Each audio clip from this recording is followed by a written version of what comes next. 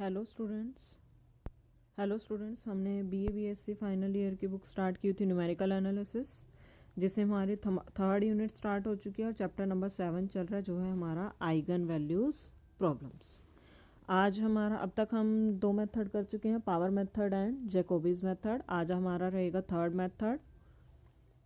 वो क्या, उसके लिए आपको पहले पता होना चाहिए, थर्ड मेथड हमारा है गिवंस मेथड। उसके लिए आपको पहले ट्राई डायगोनल मैट्रिक्स का पता होना चाहिए कि कौन सी मैट्रिक्स होती है, क्योंकि जो आपका गिवंस मेथड है वो मैट्रिक्स को ट्राई डायगोनल फॉर्म में कन्वर्ट करने के लिए यूज़ होता है और फिर वहाँ से लार्जेस्ट आइगन वैल्यू निकालने के लिए।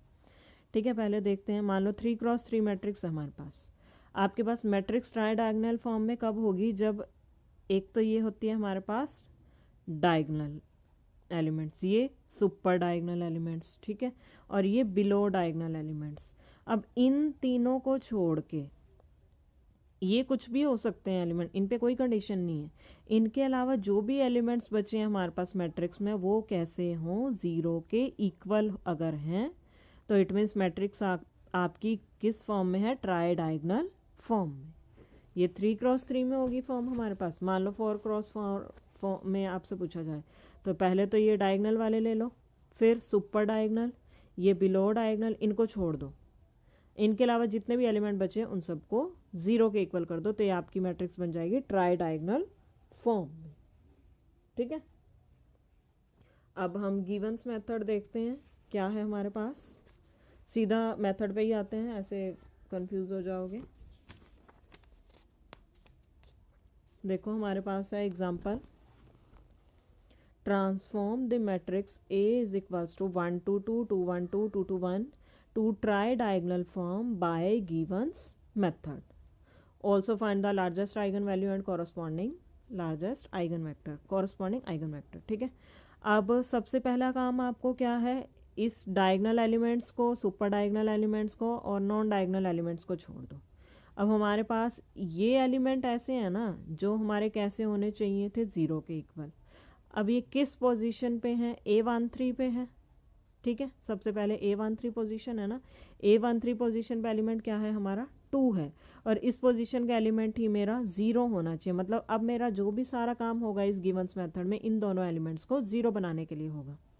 अब अगर आपको याद हो, जैकोबी मेथड में हमारे पास क्या होता था, अगर हमारे लार्जेस्ट नॉन डायगोनल एलिमेंट देखते थे ना, अब यहाँ पे आपके पास ये जो भी आपका मान लो A13 पोजीशन पे आता था, तो जैकोबी मेथड में हम प्लेन कौन सा ले लेते थे, ऑर्थोगोनल मैट्रिक्स बनाने के लिए 1 3 प्लेन ले लेते थे। ये किस में लेते थे, जैकोबी में।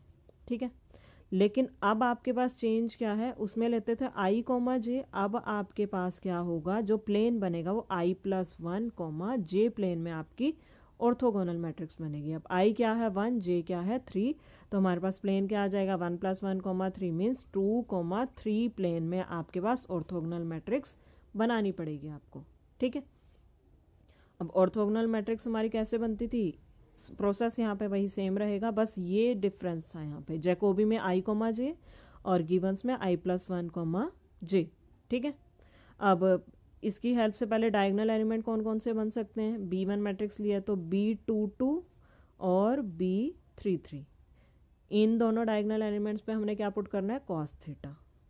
ठीक है, पुट कर दिया कॉस थीटा, और जो एलिमेंट डायगोनल में बच गया B11, उसको उस पर क्या पुट करोगे 1। ठीक है, अब इन 2 3 की हेल्प से हमारा नॉन डायगोनल एलिमेंट कौन सा बन सकता है, B23 और B32। सबसे पहले किसकी पोजीशन आती है, B23 की, पहले वाली पोजीशन पे माइनस साइन थीटा और दूसरे वाली पोजीशन पे साइन थीटा। तो B23 वाली पोजीशन पे माइनस साइन थीटा और 32 पे साइन थीटा, और जितने भी एलिमेंट्स इनके अलावा बच गए उन सबको 0 कर दो। ये बन गई है हमारी ऑर्थोगोनल मैट्रिक्स। फिर क्या करते थे, अब tan थीटा का वहाँ पे कुछ और फॉर्मूला था, 2 times largest element by diagonal elements का डिफरेंस, वहाँ पे ये आता था। अब इसमें आपका tan थीटा का फिक्स रहेगा ये फॉर्मूला, हर एक मैट्रिक्स के लिए अगर आपको गिवंस मेथड अप्लाई करना आ जाए तो ये फिक्स रहेगा tan थीटा के लिए। A13 बाय A12, A13 हमारा 2 है, A12 2 है, ज़रूरी नहीं है कि आपका हर बार 1 ही आए इसको tan थीटा की वैल्यू, आपकी कुछ और भी आ सकती है, उसके अकॉर्डिंग आपका एंगल चेंज हो सकता है। वहाँ पे तो ज़्यादातर चांसेस ये होते थे ना जैकोबी में कि इन्फिनिटी बनता था, तो वहाँ से हमारा थीटा वहाँ tan 2 थीटा होता था और वहाँ से थीटा π/4 आ जाता था। यहाँ ज़रूरी नहीं है कि हर बार π/4 आए। अब यहाँ π/4 आ गया तो पुट कर दो, B1 मैट्रिक्स मेरी ये बन जाएगी।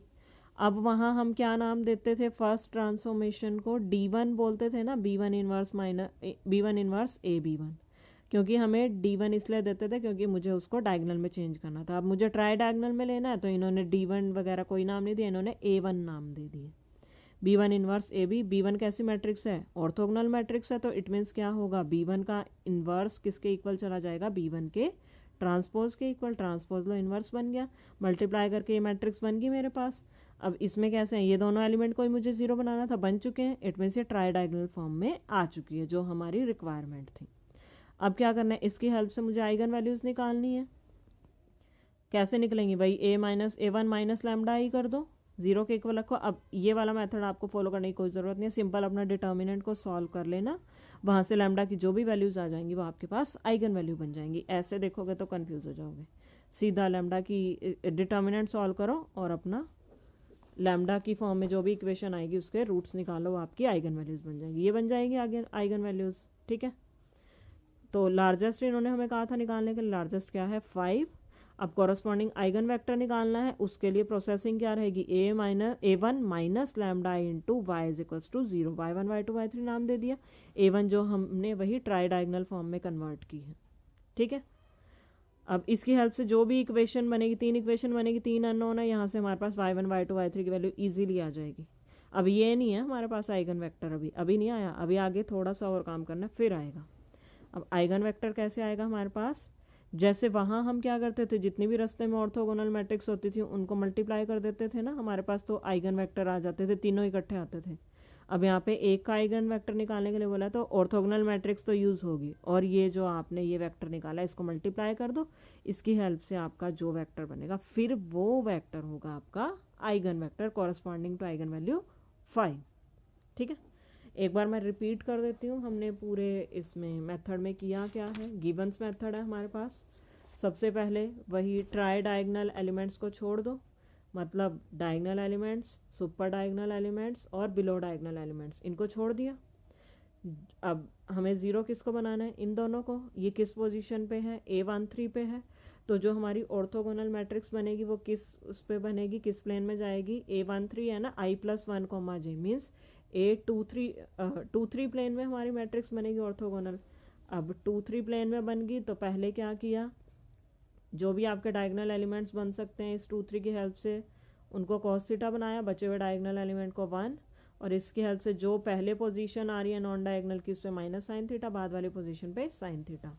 ठीक है, ये ऑर्थोगोनल मैट्रिक्स आ गई है हमारे पास। अब क्या करना है, ट्रांसफॉर्मेशन निकालनी है। कैसे, ट्रांसफॉर्मेशन से पहले थीटा की ज़रूरत है, थीटा के लिए फिक्स फार्मूला रहेगा A13/A12, थीटा की वैल्यू आ गई, पुट कर दो, B1 मैट्रिक्स आ जाएगी।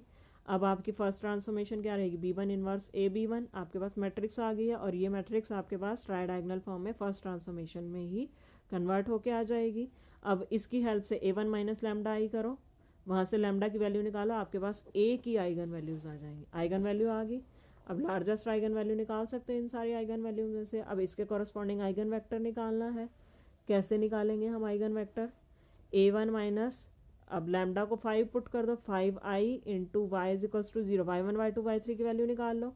अभी ये y1 y2 y3 eigen vector नहीं बने हैं, आइगन वेक्टर इसकी हेल्प से निकलेंगे। कैसे निकलेंगे, जो ऑर्थोगोनल मैट्रिक्स आई थी रास्ते में हमने बनाई थी, B1 बनाई थी ना, B1 इंटू ये वेक्टर y कर दो, आपके पास जो भी वेक्टर निकल के आएगा वो बनेगा फाइनल आपका eigen vector corresponding to largest eigen value.